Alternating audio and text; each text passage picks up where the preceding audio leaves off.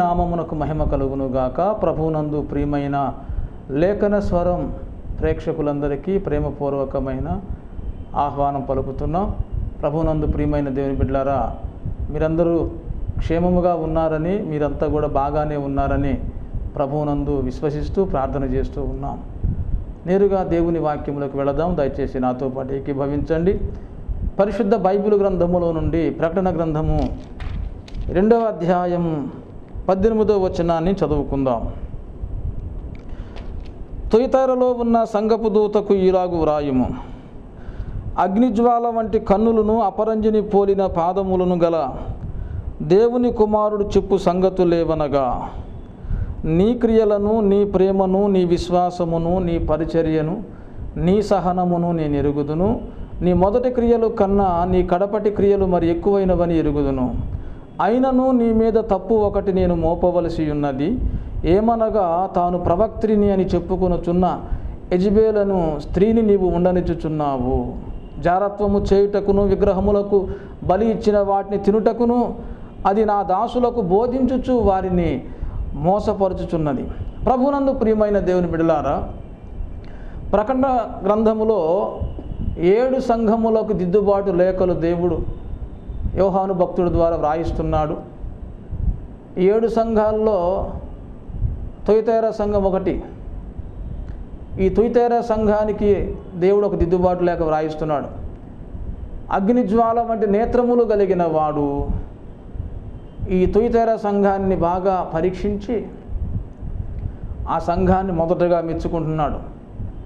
ఓ Thyatira సంఘమా, నీలో ప్రేమ ఉంది, నీలో సహనం ఉంది, నీలో విశ్వాసం ఉంది, నీలో పరిచర్య ఉంది, నీలో సహనం ఉంది, నీలో క్రియలు ఉన్నాయని దేవుడే మెచ్చుకుంటున్నాడు.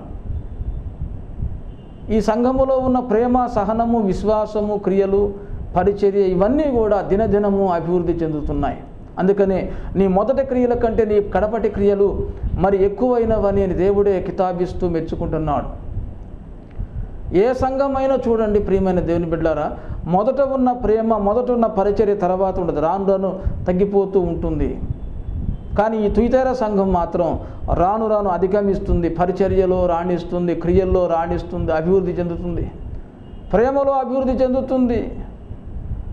ప్రేమ నానాటికి ఎక్కువైపోతుంది, విశ్వాసములో నానాటికి అధికమైపోతుంది, పరిచర్య ఎక్కువ చేస్తుంది, సహనము కలిగి ఉంది. ఇలాంటి క్రియలన్నీ నానాటికి అధికమవుతూనే ఉన్నాయి. దేవుడు మెచ్చుకోకుండా ఉండలేకపోతున్నాడు. దేవుడే కాదు, మనం కూడా అట్టి సంఘాన్ని మెచ్చుకుంటాం, 100% మార్కులు వేస్తాం. ఆ సంఘము చాలా పరిశుద్ధముగానే ఉంది. ప్రభునందు ప్రియమైన దేవుని బిడ్డలారా, అయితే అగ్నిజ్వాలల వంటి నేత్రములు కలిగిన వాడు తీర్పు తీరుస్తున్నాడు. ఓ తుయతైర సంఘమా, నీ మొదటి క్రియల కంటే కడపటి క్రియలు మరి ఎక్కువైనవని నాకు తెలుసు. అయినను నీ మీద తప్పు ఒకటి మోపవలసి ఉన్నదన్నాడు. తప్పు మోపటం దేవుడికి ఇష్టమో లేదు, అది మంచి సంఘమే. కానీ దేవుడు తప్పు మోపవలసి వచ్చిందనే మాట దేవుడు పలుకుతున్నాడు. తప్పు మోపటం నాకు ఇష్టమో లేదు కానీ అయినా నీ మీద తప్పు ఒకటి మోపవలసి ఉందన్నాడు. ఏంటి ఆ ఒక తప్పు అంటే, తాను ప్రవక్త్రిని అని చెప్పుకొనుచున్న యెజబెలనే స్త్రీని నీవు ఉండనిచ్చుచున్నావు అన్నాడు. నువ్వు దొంగతనం చేయట్లా, వ్యభిచారం చేయట్లా, నరహత్య చేయట్లా, నువ్వే తప్పు చేయలేదు. ఓ తుయతైర సంఘమా, ఏ తప్పు చేయలేదు, అన్నీ నీలో మంచి లక్షణాలే ఉన్నాయి, నానాటికి ఎదుగుతున్న సంఘమే నువ్వు. నీ మొదటి క్రియల కంటే కడపటి క్రియలు మరి ఎక్కువైపోయినాయి, అన్నీ బాగానే ఉన్నాయి. కానీ యెజబెలనే స్త్రీని నువ్వు ఉండనివ్వటమే నీలో ఉన్న తప్పు.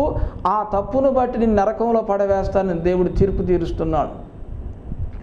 ఈనాడు చాలా సంఘాలను చూస్తున్నాం, సార్వత్రిక సంఘాన్ని చూస్తున్నాం. మేము అన్ని విషయాల్లో బాగానే ఉన్నామని కొంతమంది అనుకుంటారు. మా సంఘం ఎత్తబడిద్దండి, ఎత్తబడే సంఘం మాదే అని చెప్పుకునే సంఘాలు చాలా ఉన్నాయి. క్రీస్తు రాకడలు ఎత్తబడే సంఘం మాది, వధువు సంఘం మాది, పెండ్లి కుమార్తె సంఘం మాది, పెండ్లి కుమారుడైన క్రీస్తు మా కోసమే రాబోతున్నాడని గొప్పలు చెప్పుకునే సంఘాలు చాలా ఉన్నాయి ఈ భూమి మీద. అయితే ఎంత మంచి సంఘమైనా సరే, ఎంత గొప్ప సంఘమైనా సరే, దేవుడే కితాబిచ్చి మెచ్చుకునే సంఘమైనా సరే, దేవుని చేత ఈ తుయతైర సంఘం కూడా మెప్పు పొందుకుంది. అయినా దేవుడు తప్పు మోపుతున్నాడు. ఈ తప్పుని చాలామంది గుర్తించటం లేదండి. సాతాను చాలామంది మనోనేత్రాలకు గురుడితనము కలుగజేశాడు. ఇది చాలామంది తప్పుగా కనపడుతుల్లా. యెజబెల్ అనే స్త్రీని ఉండనివ్వటం అనేది తప్పు, అది నేరము, అది ఘోరమైన పాపం అనే సంగతి ఈనాడు చాలామంది సేవకులకు తెలియదు, విశ్వాసులకు తెలియదు. సేవకులకు తెలిస్తే విశ్వాసులకు బోధిస్తారు, తెలియజేస్తారు. వ్యభిచారం తప్పని తెలుసు, దొంగతనం తప్పని తెలుసు, నరహత్య తప్పని తెలుసు. కానీ యెజబెల్ అనే స్త్రీని ఉండనివ్వటం అనేది తప్పనే సంగతి చాలామందికి తెలియదు. కనుక ప్రభువునందు ప్రియమైన దేవుని బిడ్డలారా, దేవుని ప్రతినిధిగా నేను ప్రకటిస్తున్న సత్యవాక్యం ఏంటంటే, మనం ఎంత భక్తి చేసినా, ఎంత పరిపూర్ణమైన, ఎంత పరిశుద్ధులమైనా సరే, యెజబెల్ అనే ఆ అబద్ధ ప్రవక్త్రిని నీ సంఘములో నీవు ఉండనివ్వటం అనేది నేరము, పాపము. దాన్ని బట్టి నువ్వు నరకానికి పోతావు. నేను ఏ తప్పులు చేయలేదని సంతోషపడుతున్నావు, మంచిదే. తప్పులు చేయలేదు, నువ్వు మంచి సంఘమే. నీలో ప్రేమ ఉండొచ్చు ప్రియ దేవుని బిడ్డ, నీలో సహనం ఉండొచ్చు, నీలో పరిచర్య ఉండొచ్చు, నీలో క్రియలు ఉండొచ్చు. ప్రతిరోజు దేవుని కార్యాల కొరకు నువ్వు ఆసక్తి కలిగి పరుగులెత్తుతూ ఉండొచ్చు. అన్ని శుభ లక్షణాలు నీలో ఉండొచ్చు, నానాటికి ఎదుగుతూ ఉండొచ్చు. కానీ ఈ తప్పును గుర్తిస్తున్నావా? అగ్నిజ్వాల వంటి నేత్రములు కలిగిన వాడికి, అనగా దేవుని కన్నులకు తుయితేర సంఘములకు తప్పు కనపడుతుంది. యెజబెలును ఉండనివ్వటమే ఆ తప్పు. ప్రియమైన దేవుని బిడ్డలారా, యెజబెలును వాళ్ళు ఆహ్వానించలేదు, యెజబెలును వాళ్ళు తీసుకొచ్చి చర్చిలో కూర్చోబెట్టలేదు. వాళ్ళకు తెలియకుండానే యెజబెల్ వచ్చేసింది సంఘంలోకి. సరే వచ్చింది కదా అని వాళ్ళు మౌనం దాల్చారు. యెజబెల్ ఉంటే ఉందలే, నాలో క్రియలున్నాయి, నాలో ప్రేమ ఉంది, నాలో మంచి లక్షణాలు ఉన్నాయి, చాలు అనుకుంటున్నారు. కానీ ఎన్ని మంచి క్రియలు చేసినా, ఎంత నువ్వు భక్తి చేసినా, ఎంత పరిశుద్ధమైన జీవితాన్ని నువ్వు జీవించినా, యెజబెలును తోలివేసే పని నువ్వు చేయకపోతే, యెజబెలును సంఘములో నుండి బయటికి వెళ్ళగొట్టే పనిలో నువ్వు ఆ పనిని పూనుకోకపోతే, ప్రియ సహోదరి సహోదరుడా, నువ్వెంత భక్తి చేసినా నీ మీద తప్పు మోపుతాడు, నేరం మోపుతాడు దేవుడు. ఈ తరములో దేవుని సంకల్పం ఇది. అపోస్తుల కార్యముల గ్రంథము 13వ అధ్యాయములో 36వ వచనములో, టీవీ ముందు కూర్చొని శ్రద్ధగా వాక్యం వినేవాళ్ళు బైబిల్ చూడొచ్చు. 36వ వచనములో, దావీదు దేవుని సంకల్పము చొప్పున తన తరము వారికి సేవ చేసి నిద్రించి అనే మాట కనపడుతుంది. దావీదు తన తరము వారికి దేవుని సంకల్ప ప్రకారంగా సేవ చేశాడు. ఈనాడు మనము మన తరము వారికి దేవుని సంకల్ప ప్రకారంగా సేవ చేయాలి. అందరూ దేవుని సేవ చేస్తున్నారు, దేవుని సంకల్ప ప్రకారంగా చేస్తున్నామో లేదో ఆ సేవను గురించి బేరీజు వేస్తున్నారా, పరీక్షిస్తున్నారా? ఇంతకు ప్రియమైన దేవుని బిడ్డలారా, దేవుని సంకల్పం అంటే ఏంటి? ఇదిగో మనం చదువుకున్న మూలవాక్యములో దేవుని సంకల్పం అంటే, ఎంత భక్తి చేసినా, ఎంత ప్రార్థన చేసినా యెజబెలుని సంఘములోంచి తోలివేయకపోతే దేవుడు మన మీద తప్పు మోపుతాడు, మనల్ని శిక్షిస్తాడు, నరకానికి పంపిస్తాడు. యెజబెలుని సంఘాల్లో నుంచి బయటకు తోలివేయటమే దేవుని సంకల్పం. యెజబెలు తోలివేయాలి సంఘములో నుంచి. అదేంటంటే యెజబెలు తోలివేయటం ఏంటి అని కొంతమందికి అర్థం కాకపోవచ్చు. ఈనాడు సంఘాలలో యెజబెలు ఉండటాన్ని బట్టే ప్రియమైన దేవుని బిడ్డలారా, దుర్బోధలు వచ్చేసినాయి, అన్యబోధలు వచ్చేసినాయి. సంఘములో యెజబెలే కారణం. యెజబెలు బోధ సత్యబోధ కాదండి, యెజబెలు బోధ దుర్బోధ. యెజబెలు ఏం చేస్తుందంటే దేవుని దాసులకు బోధిస్తుందంటే యెజబెలు. ఈ ప్రకటన గ్రంథం 2వ అధ్యాయములో 20వ వచనములో ఆఖరి మాట, అది నా దాసులకు బోధించుచు వారిని మోసపరుచుచున్నది అన్నాడు. దేవుని దాసులే యెజబెలు బోధ విని మోసపోయి సంఘాన్ని మోసం చేస్తున్నారు సేవకులు. దేవుని బాధ ఇది. దిద్దుబాటు లేఖల్లో ఇది ఒక లేఖ. తుయితైరా సంఘానికి లేఖ రాయమని చెప్పాడు కదా. ఈ దిద్దుబాటు లేఖ దేనికంటే యెజెబెలుని తోలివేయాలి. ఈ లేఖ మనకందరికీ వర్తిస్తుంది. యెజెబెలు చేసే పని బోధించటం.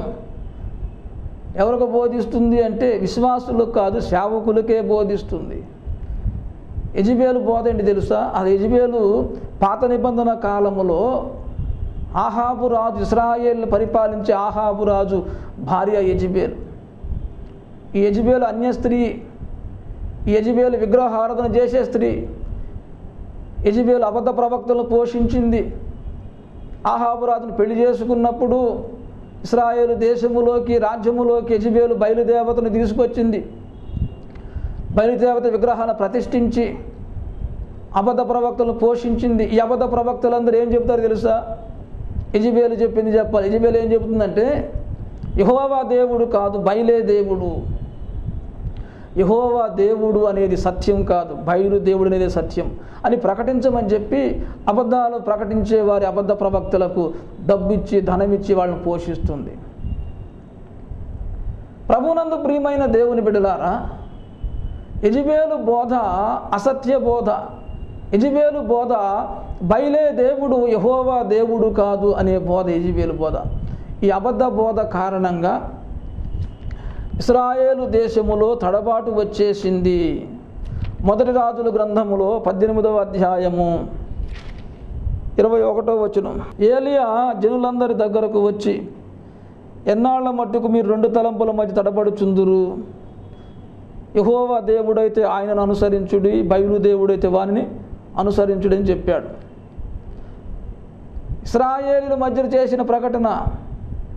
ఇశ్రాయేలీల మధ్యలో ఏలియా సవాలుగా ఒక ప్రకటన విసిరాడు. ఎంతకాలం మీరు 2 తలంపుల మధ్య తడబడుతూ ఉంటారు?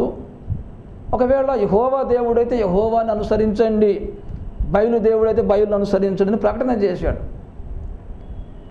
ఎందుకు ఆ ప్రకటన చేయవలసి వచ్చిందంటే, ఇశ్రాయేలీలో తడబాటు ఉందండి. యెహోవా దేవుడో కాదో, ఒకవేళ బయలు దేవుడేమో, ఈ తడబాటు వాళ్ళలో ఉంది.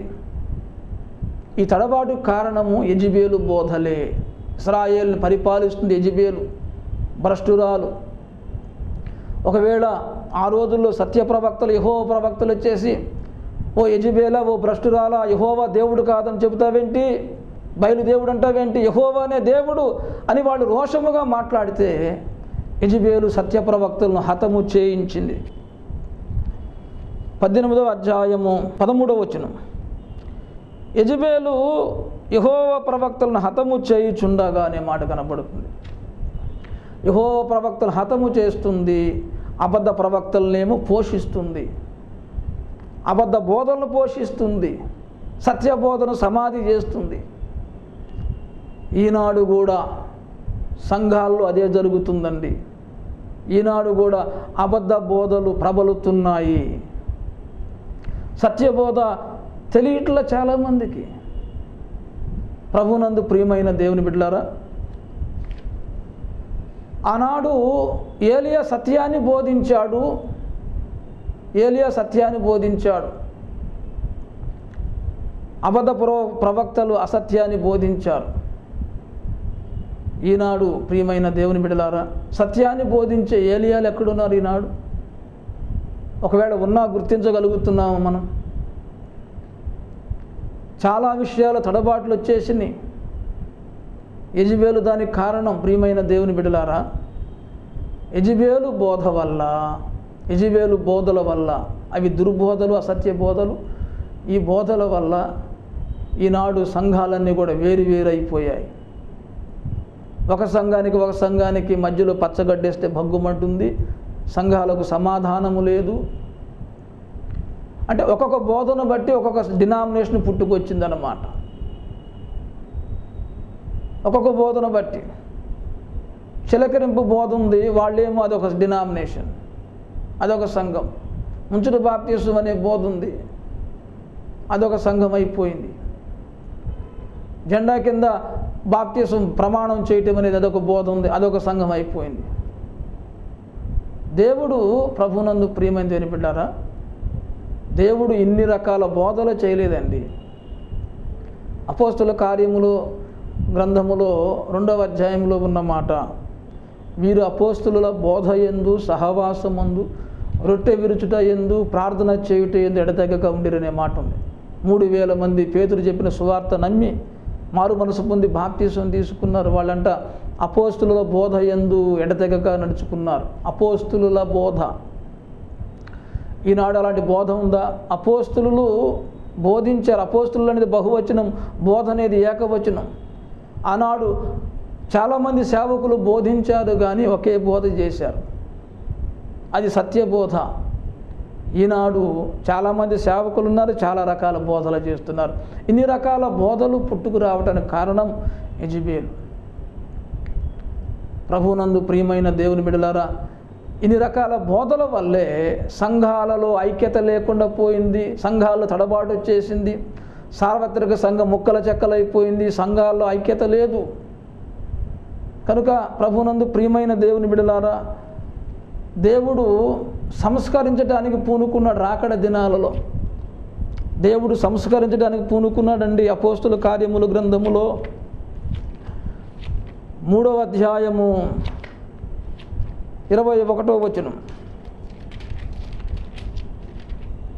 3వ అధ్యాయం 21వ వచనం, అన్నిటికీ కుదురుబాటు కాలములు వచ్చునని దేవుడు ఆది నుండి తన పరిశుద్ధుల ప్రవక్తల నోట పలికించెను, అంతవరకు యేసు పరలోక నివాసే యుండుట ఆవశ్యకమన్నాడు. అన్నిటి కుదురుబాటు కాలం, అన్నీ కుదురుకోవాలి అనేది.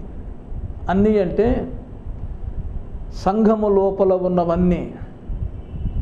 కుదురుబాటు అన్నా, దిద్దుబాటు అన్నా, సంస్కరణ అన్నా, చక్కదిద్దటం అన్న అర్థం ఒకటే. ప్రభువునందు ప్రియమైన దేవుని బిడ్డలారా, సార్వత్రిక సంఘములో ఉన్న ప్రతి ఒక్కళ్ళు కూడా కుదురుకోవాలి, చక్కదిద్దబడాలి, సంస్కరింపబడాలి. అలాగే వ్యక్తిగతంగా నీ జీవితము కూడా దిద్దుబాటు జరగాలి. సిద్ధాంత విషయములో దిద్దుబాటు, వ్యక్తిగత జీవితం విషయంలో దిద్దుబాటు. ఒకవేళ మనం తప్పుడు సిద్ధాంతాలు నమ్ముతున్నాం అనుకోండి, వాటికి దిద్దుబాటు జరగాలి. మన పునాదుల విషయంలో దిద్దుబాటు, సిద్ధాంతాలే పునాదులు. అలాగే వ్యక్తిగత జీవితం విషయంలో దిద్దుబాటు. ఈ 2 రకాల దిద్దుబాటు దేవుడు జరిగించిన తర్వాతే క్రీస్తు 2వ రాకడ వస్తుంది. అన్నిటికీ కుదురుబాటు కాలములు వచ్చునని దేవుడు ఆది నుండి తన పరిశుద్ధ ప్రవక్తల నోట పలికించెను, అంతవరకు యేసు పరలోక నివాసే యుండుట ఆవశ్యకము. అంతవరకు అంటే ఎంతవరకు? అన్ని కుదురుకునేదాకా. ఇది ఒక ప్రవచనం అండి, ఒక భక్తుడు చెప్పిన ప్రవచనం కాదు. ఆది నుండి దేవుడు తన పరిశుద్ధ ప్రవక్తల నోట పలికించిన వాక్యే ఇది. అందరిలో దిద్దుబాటు జరగాలి, మన ఆలోచన విధానంలో దిద్దుబాటు జరగాలి, మన మాటల్లో దిద్దుబాటు జరగాలి, మన బోధలో దిద్దుబాటు జరగాలి, మన నమ్ముతున్న నమ్మకాల్లో దిద్దుబాటు జరగాలి, మన నమ్మే సిద్ధాంతాలు, నమ్మే బోధల విషయంలో దిద్దుబాటు జరగాలి, సంస్కరణ జరగాలి. ఈ రోజుల్లో దిద్దుబాటును ప్రేమించేది ఎంతమంది ఉన్నారండి?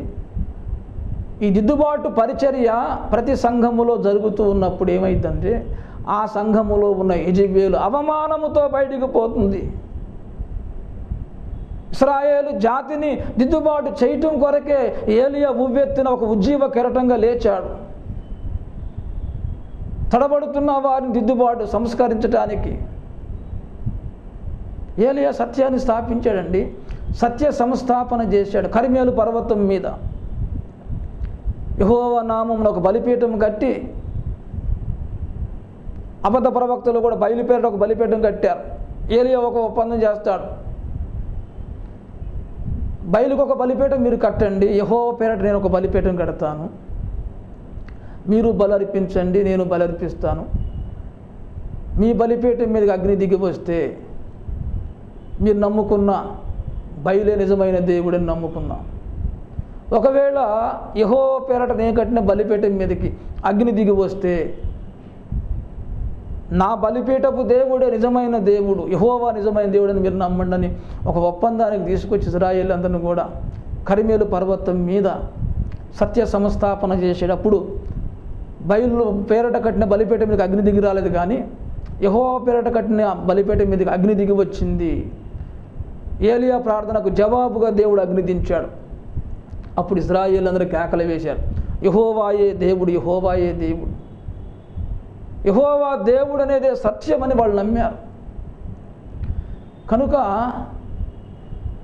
ఇశ్రాయేలీలు మనసులో ఉన్న తడబాటు సత్య సంస్థాపన ద్వారా తొలగిపోయింది. ఈనాడు సార్వత్రిక సంఘములో ఎంతో దిద్దుబాటు చేయాలి. ఎన్నో తలంపుల మధ్య అందరూ తడబడుచున్నారు. ప్రియమైన దేవుని బిడ్డలారా, ఈ దిద్దుబాటు పరిచర్య దేవుడు ప్రారంభించాడు, గుర్తించండి దయచేసి. ప్రభునందు ప్రియమైన దేవుని బిడ్డలారా, ఈ దిద్దుబాటు పరిచర్య దేవుడు ప్రారంభించాడు. ఇది దేవుని సంకల్పం అండి. కడవరి దినాల్లో సంఘాలన్నిటిని దేవుడు దిద్దుబాటు చేస్తున్నాడు. సంఘాల దిద్దుబాటు పరిచర్య జరుగుతూ ఉన్నప్పుడు సంఘములో ఉండి యెజబెలు బయటికి పోతుంది. దిద్దుబాటు నాకెందుకండి అనుకోమాకండి. 50వ కీర్తనలో ఒక మాట ఉంది, దిద్దుబాటుని నీవు ద్వేషించుతున్నావు అంటాడు. దిద్దుబాటు నువ్వు అసహించుకొనుచున్నావు కదా, నా కట్టడలు వివరించదవేమంటాడు. కనుక దేవుని వాక్యాన్ని బోధించే బోధకులారా, వాక్యాన్ని ప్రకటించే సేవకులారా, మొదటగా మనం దిద్దుబాటును ప్రేమించాలి. మన బోధ కరెక్ట్గా ఉందో లేదో, మన బోధ అపోస్తుల బోధైనా కాదో మనం పరీక్షించుకోవాలి లేఖనాల కాంతిలో. కనుక ఈ తడబాటు రావటానికి, దుర్బోధలు పుట్టుకు రావటానికి కారణం యెజబెలులో ఉన్న దురాత్మ. ఈనాడు ఆ దుష్టశక్తి సంఘాల్లో పనిచేస్తుంది. కనుక ప్రియమైన దేవుని బిడ్డలారా, దీన్ని మనం పట్టించుకోవాలి, దీన్ని బయటకు తోలివేసేయాలి. అనగా యెజబెలును బయటకు తోలివేయటం అంటే యెజబెలు కార్యాలు సంఘంలో లేకుండా మనం బయటికి తోలివేయటం. అబద్ధ బోధలు, అసత్య బోధలు, అపోస్తుల బోధకు భిన్నమైన బోధ ఏ బోధ సంఘములో కనపడినా సరే దాన్ని మనం కుకట వేళతో పెళ్ళగించాలండి. యెజబెలు కార్యాలను మనం అడ్డుకున్నప్పుడు, ఆ కార్యాలు అంతమొందిస్తున్నప్పుడే యెజబెలు సంఘములోంచి బయటికి వెళ్ళిపోతుంది. యెజబెలు సంఘములోంచి బయటికి వెళ్ళగొట్టాలంటే దుర్బోధలను మనము కుకట వేళతో పెళ్ళగించాలి. విశ్వాసుల హృదయాల్లో ఉన్న దుర్బోధలను మనం పెళ్ళగించాలి. సంఘములో ఉన్న దుర్బోధలను పెళ్ళగించాలి. దుర్బోధలకు కారణమైన యెజబెలు అప్పుడు బయటికి పోతుంది. కనుక ఈ పెళ్ళగించే పని చేయాలంటే ప్రియమైన దేవుని బిడ్డలారా, ఖచ్చితంగా సంస్కరణ ప్రాముఖ్యమైనది. క్రీస్తు రాకడ దినాలలో ఉన్న మనము దిద్దుబాటును ప్రేమిద్దాము, సంస్కరణ ప్రేమిద్దాము. దేవుడు సంస్కరణ ఉద్యమాన్ని దేవుడు జరిగిస్తున్నాడు. సత్యాన్ని ప్రకటించే వారి మాటలు మనం విందాం. ఆ సేవకుడు ఎక్కడి నుంచి వచ్చినా సరే, ఏ సేవకుడైనా, ఏ దైవజనుడు, ఏ ఊరు వాడైనా, ఏ సంఘములో వ్యక్తి అయినా, అతని నోటముటే అపోస్తుల బోధ ధ్వనిస్తున్నప్పుడు మనం లోబడదాం, ఆ మాటలు విందాం, మన జీవితాన్ని సరిచేసుకుందాం. ప్రియమైన దేవుని బిడ్డలారా, మన సిద్ధాంతాలు సరిచేసుకుందాం. కనుక ఎంత భక్తి చేసినా సరే యెజబెలును సంఘములో ఉంచితే, ఎంత భక్తి చేసినా యెజబెలు సంఘములో ఉండనిస్తే దేవుడు నేరంగా పరిగణిస్తాడు. నేను బాగానే ఉన్నా, నేను బాగానే భక్తి చేస్తున్నాను కదా, నేను పరలోకం వెళతాను ఆశపడ మాకు. నువ్వు ఎంత భక్తి చేసినా, ఎంత పరిశుద్ధముగా ఉన్నా, సంఘములో ఉన్న యెజబెలును బయటకు తొలివేయలేకపోతే దేవుడు నీ మీద నేరం మోపుతాడు. ఆ నేరమును బట్టి నువ్వు నరకానికి పోతావు. కనుక మనం ఎంతో భక్తి చేస్తున్నాం, మంచిదే, అందరూ మంచి భక్తి పరులే ఉన్నారు. కానీ యెజబెలును తోలివేసే కార్యం ఈ కడవరి దినాల దేవుడు మనకందరికీ తెలియజేస్తున్నాడు. యెజబెలును సంఘంలో తోలివేయాలంటే అసత్య బోధలను మనం, బైబిల్కి వ్యతిరేకమైన బోధలను మొదట మనం సంఘం నుంచి పెళ్ళగిస్తే యెజబెలు సంఘములో ఉన్నది బయటకు పోతుంది. కనుక ఈ గురుతరమైన ఈ పని కొరకు మనం పూనుకుందాం. ప్రియమైన దేవుని బిడ్డలారా, ఈ బాధ్యత కలిగి మనం పరిశుద్ధాత్మ దేవుని సహాయముతో మనం ముందుకు సాగుదాం. ఇది ఈ తరములో దేవుని సంకల్పము. ఈ సంకల్ప ప్రకారమే మనం సేవ చేయాలి, పని చేయాలి. అప్పుడు దేవుడు మనకు బహుమానం ఇస్తాడు. దేవుడి వాక్యం దీవించునుగాక. ఆమె ప్రార్థన చేసుకుందాం. స్తోత్రములు తండ్రి, సర్వకృపానిధి, నీకు వందనాలు ప్రభువా. ఇదిగో నాయన, తుయతైర సంఘము ఎంతో మంచి సంఘమే, కానీ ప్రభువా యెజబెలు ఉండనివ్వటం ద్వారా ఆ సంఘం మీద నువ్వు నేరం మోపుతున్నావు తండ్రి. అలాగే నాయన ఈనాడు అయా ఈ లోకములో ఎన్నో మంచి సంఘాలు ఉండొచ్చు ప్రభువా, మేము యెజబేలును మా సంఘాలు ఉండనిస్తే యెజబేలును తోలివేసే విషయంలో మేము ఎలాంటి ప్రయత్నం చేయకపోతే మేము కూడా దోషులమైపోతాం, నేరస్తులమైపోతాం. ఎంత మంచి వాళ్ళమైనా సరే మేము నేరస్తులమైపోయి నరకానికి అర్హులమైపోతాం ప్రభువా. అందుకని మమ్మల్ని మీరు హెచ్చరించారు అయ్యా. ఇదిగో నాయన సంఘాలను పాడు చేస్తున్న యెజబేలును బయటకు తోలివేయటానికి ప్రభువా ప్రతి సంఘాన్ని ప్రతి సేవకుని మీరు పురికొల్పండి, అందరిని బలపరచని నాయన. ఈ తరములో దేవుని సంకల్పం ఏంటో అయా ఈ నీ లేఖన స్వరము ద్వారా అయా ఈ వాక్యాన్ని వింటున్న ప్రతి ఒక్కళ్ళు దేవుని సంకల్పాన్ని గుర్తించి దేవుని సంకల్ప ప్రకారముగా జీవించేందుకు ప్రతి ఒక్కరిని మీరు సిద్ధపరచమని మా ప్రభువును ప్రియరక్షకుడైన యేసు నామమున అడిగి వేడుకొనుచున్నాము తండ్రి. ఆమేన్. అందరికీ వందనాలు. Thank you.